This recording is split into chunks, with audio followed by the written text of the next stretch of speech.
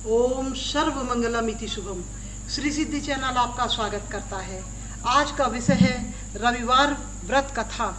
वेदों के ज्ञाता श्री व्यास जी प्रसंगवश नारद जी से बोले, हे देवर्षि, व्रतों में 5 व्रत अनिवार्य होते हैं, जिनमें श्री रामनवमी, महाशिवरात्रि, श्री कृष्ण जन्माष्टमी, एकादशी और रविवार। कलयुग में मनुष्य अल्पायु और रोगी होने के कारण व्रतों, अनुष्ठानों एवं यज्ञों को करने में असमर्थ होंगे।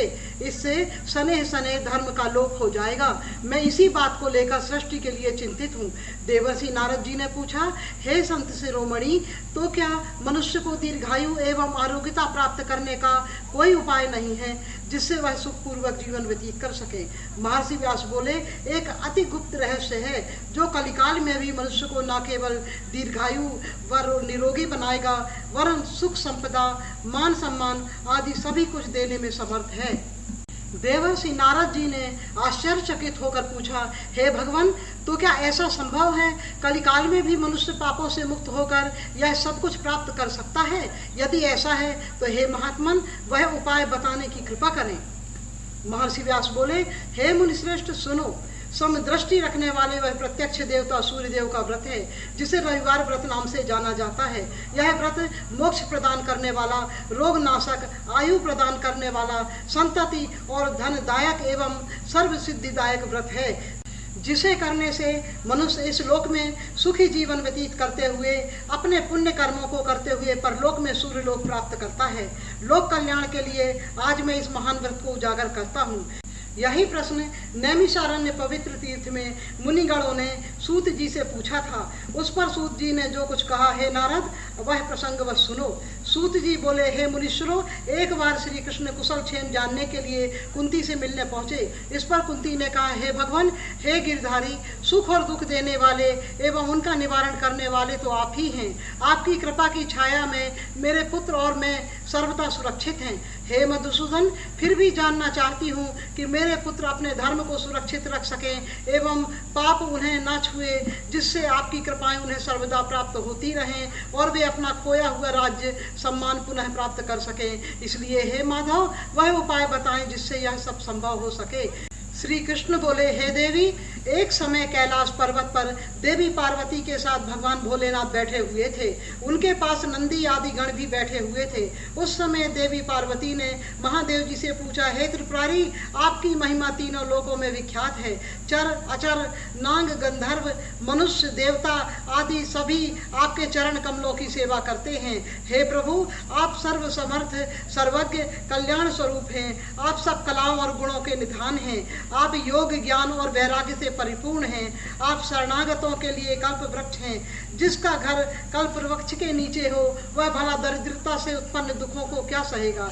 हे नाथ, हृदय में ऐसा विचार कर मेरी बुद्धि के भ्रम को दूर करें। कलिकाल में दीर्घायु प्रदान करने वाला, धन धान्य देने वाला, संतति प्रदायक, रोग नाशक एवं मोक्षदायक व्रत बतलाने की कृपा करें। देवी पार्वती के सहज, सुंदर और छल रहित प्रश्न को सुनकर शिव जी मन ही मन बहुत प्रसन्न हुए और अमृतमयी वाणी से बोले, हे शैलसुता, तुम धन्य हो। तुम्हारे समान कोई उपकारी नहीं है। तुमने संसार के कल्याण के लिए ही यह प्रश्न किया है। हे देवी, जिसने कभी अपने कानों से भगवान की कथा न सुनी हो, उसके कर्ण छिद्र सांप के बिल के समान हैं। जिन्होंने अपने नेत्रों से श्री विग्रह के दर्शन न किए हों, उनके नेत्र मोर पंखों में दिखने वाले नकली नेत्र आकृति के समान हैं। और जिसके हृदय में देव छवि को धारण न किया हो, वह संपूर्ण शरीर मुर्दे के समान है। जो जीव हरि के गुणगान नहीं करती, वह मेढक की जीव के समान है। श्री महादेव जी बोले, हे देवी, पुण्य भूमि भारतवर्ष में ऋषि पत्नियों का एक समूह यमुना किनारे एक उत्तम व्रत करने के लिए आया हुआ है। तुम उस व्रत को जाकर देख लो। वह रोगहर, शरीर कष्ट विनाशक और मोक्ष को देने वाला व्रत है। शिव शंकर की आज्ञा पाकर देवी कैलाश से भारतवर्ष के लिए चली। मार्ग में कुसुमावती नाम की स्त्री मिली। उसके कोई संतान नहीं थी। वह बहुत दीन थी। उसके पति ने उसे त्याग दिया था और वह अनेकों प्रकार से रुदन कर रही थी। पार्वती जी ने उस स्त्री से पूछा, हे भद्रे, तुम क्यों दुखी हो? कुसुमावती ने बताया कि हे देवी, मेरे कोई संतान नहीं है। मेरे पति ने मेरा त्याग कर दिया है। इस कारण मैं वन में दुखी होकर रहती हूँ। पार्वती जी बोली, बहन, मेरे साथ चलो। हम दोनों एक पवित्र व्रत करेंगे, जिसके करने से तेरा पति तुझको प्राप्त हो जाएगा। क्योंकि यह व्रत सभी प्रकार के दुखों का निवारण करने वाला है। देवी पार्वती की बात मानकर कुसुमावती उनके साथ होली। वे दोनों आगे चलने लगी।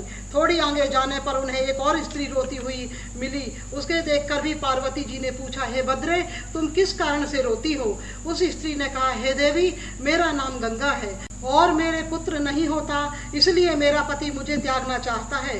हे देवी, मेरे पति से विछोह न हो, ऐसा कोई उपाय बताएं। पार्वती जी ने कहा, हे गंगे, तुम मेरे साथ चलो, हम ऐसे व्रत का अनुष्ठान करेंगी जिससे तुम्हारा पति विछोह नहीं होगा और तुम्हें पुत्र की भी प्राप्ति होगी। पार्वती जी ने उस दोनों स्त्रियों के साथ पूर्वाह्न के समय यमुना किनारे पहुंच गईं। वहां उन्होंने मुनि पत्नियों को व्रत करते देखकर पार्वती जी ने पूछा, हे देवियों, आप लोग यह किस देवता का व्रत कर रही हैं? इस व्रत के करने से क्या होता है एवं इस व्रत को करने की विधि क्या है? ऋषि पत्नियों ने कहा, हे देवी, हम पापनाशक सूर्य देव का रविवार व्रत कर रही हैं। सौर मंडल में सूर्य के अंतर्यामी स्वरूप में विराजमान रहने वाले ईश्वर का पूजन एवं ध्यान किया जाता है। इस व्रत को करने से समस्त मनोकामनाओं की पूर्ति होती है। जिस कामना से भी यह व्रत किया जाता है वह कामना अवश्य पूर्ण होती है। इससे निर्धन को धन, दुखी को सुख, पुत्रहीन को पुत्र, रोगी को रोग मुक्ति, वैधव्य का निवारण, सौभाग्य की प्राप्ति, सिद्ध पुरुष को सिद्धि और मुनियों को मोक्ष प्राप्त होता है। रविवार व्रत को अश्विन मास के शुक्ल पक्ष के अंतिम रविवार से प्रारंभ करना चाहिए।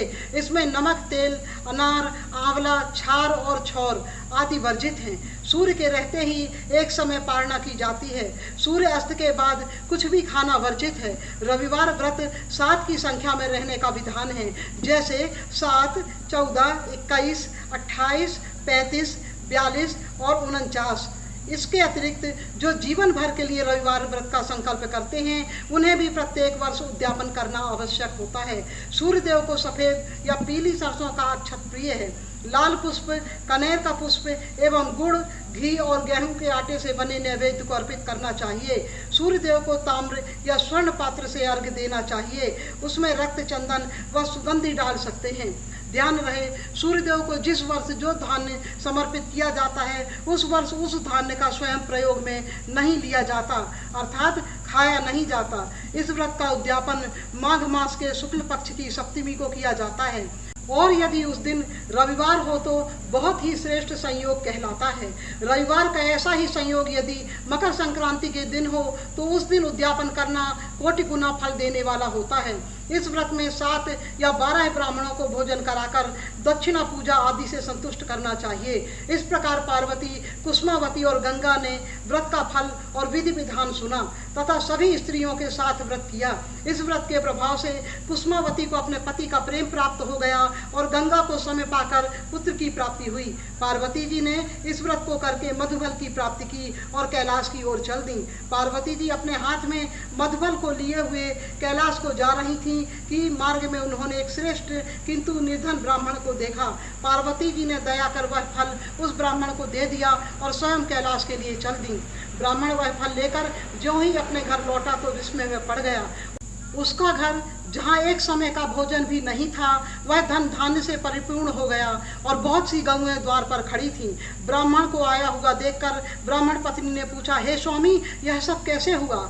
आपके हाथ में यह कौन सा फल है जिसको हाथ में लेकर प्रवेश करते ही घर धन धान्य से परिपूर्ण हो गया? ब्राह्मण बोला, यह अवश्य इस फल का ही प्रभाव है जिससे हमारी दरिद्रता समाप्त होकर समस्त धन धान्य से परिपूर्ण घर हो गया है। ब्राह्मण ने अपनी पत्नी को उस फल की प्राप्ति की संपूर्ण कथा कह सुनाई। तब ब्राह्मण और उसकी पत्नी दोनों ने मिलकर सूर्यदेव के उस पवित्र पावन व्रत को करने का संकल्प किया। माघ मास शुक्ल पक्ष के अंतिम रविवार से व्रत का प्रारंभ कर विधिवत भगवान भास्कर का पूजन किया। ब्राह्मणों को दान दक्षिणा देकर संतुष्ट किया। प्रत्येक वर्ष रविवार का व्रत करने लगे। इस पुण्य के प्रभाव से ब्राह्मण के सभी दुख दूर हो गए। उसके व्रत के प्रभाव से उन्हें सूर्यदेव की कृपा प्राप्त हुई। दोनों ने सूर्यदेव के समक्ष हाथ जोड़कर प्रार्थना की कि हे भगवान, हे भास्कर, जैसे रविवार व्रत के प्रभाव से हमारे सभी दुख दूर हो गए हैं, वैसे ही जो भी भक्त और श्रद्धा से आपका रविवार व्रत करे उसके जीवन के भी समस्त दुखों का हरण करके उसकी अभीष्ट कामना को पूर्ण करें। भगवान सूर्यदेव एवं शिव पार्वती ने अपने वर मुद्रा में हाथ उठाकर बोले, तथास्तु। महर्षि व्यास बोले, हे नारद, इसी रविवार व्रत के प्रभाव से एवं सूर्यदेव की कृपा से मुझे समस्त देवों का दिव्य ज्ञान प्राप्त हुआ, जिससे मैं वेदों और पुराणों की रचना करने में समर्थ हो सका। यह व्रत अत्यंत कल्याणकारी है। तब देवर्षि नारद महर्षि व्यास को प्रणाम कर सूर्यदेव की महिमा का गुणगान करते हुए ब्रह्मलोक की ओर चल पड़े। ओम भास्कराय नमः। इस पुण्यमयी कथा का श्रवण आप सबके लिए कल्याणकारी हो। जय श्री राम।